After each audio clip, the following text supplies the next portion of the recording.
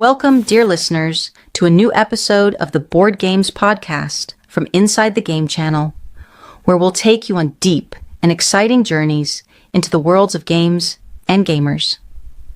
Today's episode is truly special, as we'll be comparing two of the greatest creations in the gaming industry, The Witcher, 3 Wild Hunt, and Elden Ring.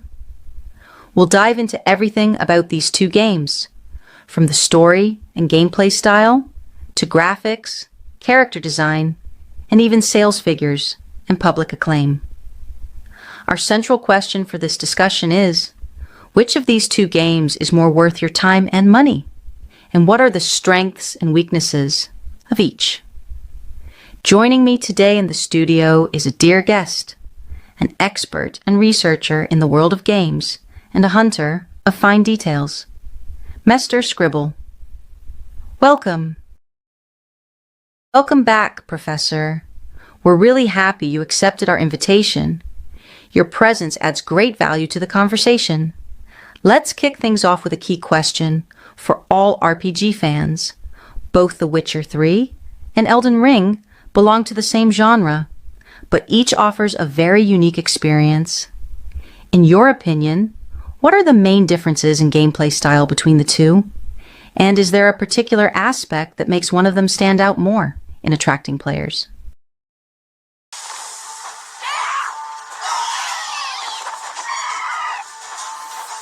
Thank you so much for the warm invitation. I'm truly happy to be here with you for this enjoyable discussion. In fact, both games belong to the role-playing genre, RPG, but each carries a completely different philosophy. For example, The Witcher 3 offers a rich experience that heavily relies on dialogue and choices, where your adventure is shaped by story progression and character development. Combat is deliberate. It depends on using potions, upgrading skills, and choosing the right weapon, but it's not the main obstacle on your journey. On the other hand, Elden Ring takes a completely different route. It focuses on open exploration and unforgiving challenge. There's no guiding map, no clear instructions. Every achievement feels like a true result of effort, and every step forward feels like a personal discovery in a mysterious, merciless world. But Professor Scribble, come on, be honest with us just this once. Did you really finish Elden Ring? Or were you just wandering through the menus, taking selfies next to monsters, then calling yourself Rombo the Brave Adventurer? I'll be completely honest with you, Miss Game Over. I entered the game full of confidence, fearless, unstoppable. But then I opened the map, and there it was, a dragon the size of an apartment building, staring straight at me while running full speed in my direction. I screamed, a heroic scream that shook the entire room, so I bravely, courageously closed the game and the console and declared, "That's enough glory for one day." Professor Scribble, let's dive straight into the heart of the matter. Many claim that story is the backbone of any role-playing game, but The Witcher 3 and Elden Ring take completely different paths when it comes to storytelling. So, how do you view the difference in their narrative approaches? And which experience felt closer to you as a world-famous, totally legitimate gamer? First of all, thank you, Miss Game Over, for that excellent question. It truly touches on the core difference between these two games. When it comes to storytelling, The Witcher 3 offers one of the strongest narratives in gaming history. The game is built on a rich series of Polish novels and places you at the heart of an epic journey led by Geralt, a witcher and monster hunter, as he searches for his adopted daughter, Ciri. But what really sets it apart isn't just the main story, it's the intricate web of side quests filled with deep characters and emotionally powerful human conflicts. From politics to betrayal, from love to pain, every dialogue and every choice has a real impact on the world around you. It genuinely feels like you're co-writing the novel yourself. Elden Ring, on the other hand, belongs to a completely different school of thought. It doesn't hand you its story on a silver platter, it hides it on purpose. You have to explore the world, collect scattered bits of lore, observe the environment, and analyze the cryptic words of mysterious characters just to make sense of what's going on. There are no cutscenes dictating the plot. You're the one piecing it together from fragments. And that's what makes the experience feel like solving an ancient mythological riddle, where understanding the story itself becomes an achievement, just like defeating one of the bosses. Wonderful. Thank you for that fascinating explanation. Now, let's move on to another aspect that's no less important than the story. In fact, it's what keeps players glued to the screen for hours on end. Gameplay. In your opinion, how can we compare the gameplay styles of The Witcher 3 and Elden Ring? And what makes each experience unique in terms of combat, challenge, and interaction with the world? Absolutely, dear Miss Game Over. Gameplay is the beating heart of any role-playing game.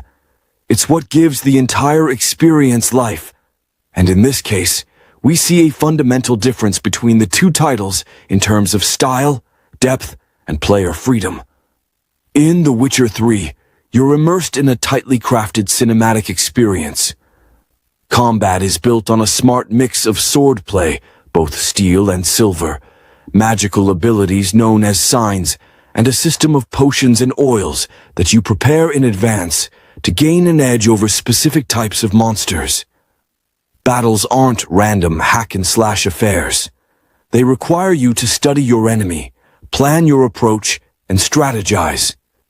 You'll often find yourself flipping through your bestiary, analyzing weaknesses, then gearing up for a well-prepared confrontation. What truly sets The Witcher 3 apart is how deeply gameplay is woven into the narrative. Even the side quests, which in other games might feel trivial, here come packed with rich storytelling, layered characters, and meaningful choices that genuinely affect outcomes. Everything feels purposeful. Every decision has weight. Elden Ring, on the other hand, comes from an entirely different design philosophy. Here, the world is truly open.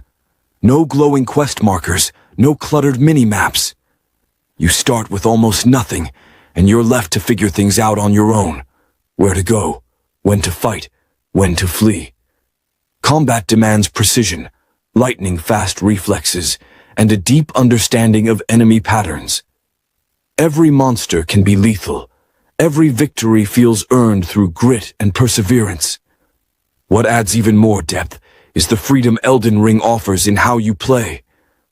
Will you be a heavily armored knight, a ranged spellcaster, a stealthy assassin no one ever sees? The choices are endless, and it's rare to find two players who've had the exact same experience. In short, The Witcher 3 takes you on a meticulously guided narrative adventure with refined, strategic gameplay, while Elden Ring throws you into a merciless open world where challenge, exploration, and self-discovery define the experience. One game leads you by the hand, the other dares you to carve your own path. Dearest Professor Scribble, after all those brutal defeats and endless failed attempts you endured while playing, have you ever considered just giving up and quitting the game altogether? Or did you heroically pause it, cry a little, and come back pretending nothing happened? Of course I thought about quitting. In fact, I submitted my resignation from the game 5 times, officially, in a well-formatted PDF, and every time I'd get an urgent email from the game director himself, along with the developers saying, "Come back, Scribble. Without you, the game collapsed. Our stock value plummeted." My heart softened, so I returned. But the moment the monsters sensed I was back, I was the one who panicked. I just kept scrolling through the menus, swapping swords, armor sets, and skills for hours, without playing a single minute.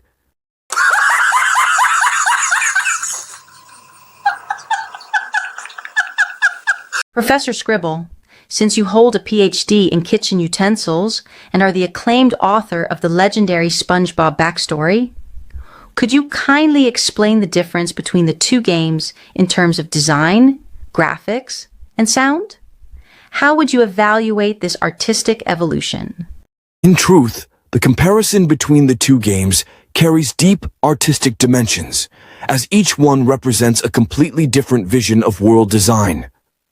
The Witcher 3 offers a semi-open world meticulously crafted to feel alive.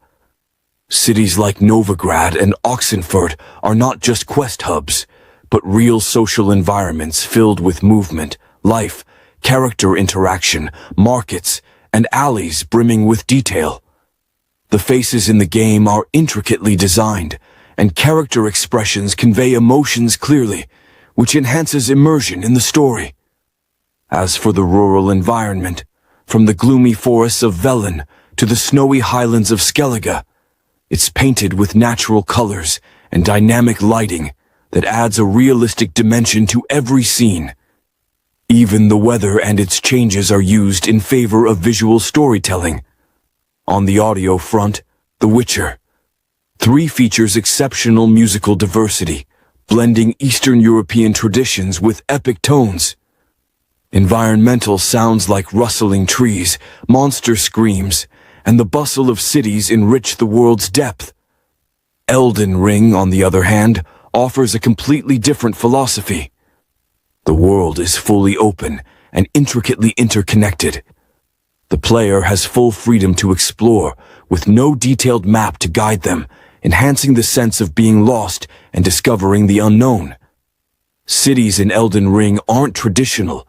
Rather, they are ruins and dead kingdoms like Lendl and Caria Manor, with each location holding hidden lore revealed through architecture and environmental detail, not dialogue.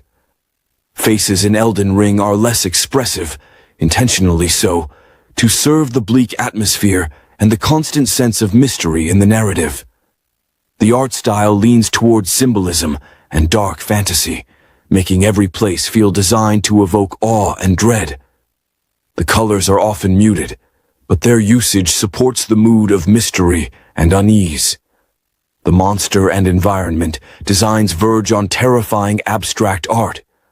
The music in Elden Ring is entirely different, relying on full orchestral compositions with heavy rhythms during major battles, and mostly silence during exploration, heightening suspense and tension. In summary, The Witcher 3 offers a socially rich, intricately detailed, and realistic world, while Elden Ring builds a vast, metaphysical world grounded in symbolism and mysterious exploration. Let me know if you want it adjusted for a specific tone, like academic, casual, or podcast style. And in conclusion, a big thank you to you, Professor Scribble, for this brilliant analysis and the valuable insights you shed on the hidden aspects of these two games. It truly was an enjoyable episode, rich in detail, lighthearted, and deep all at once.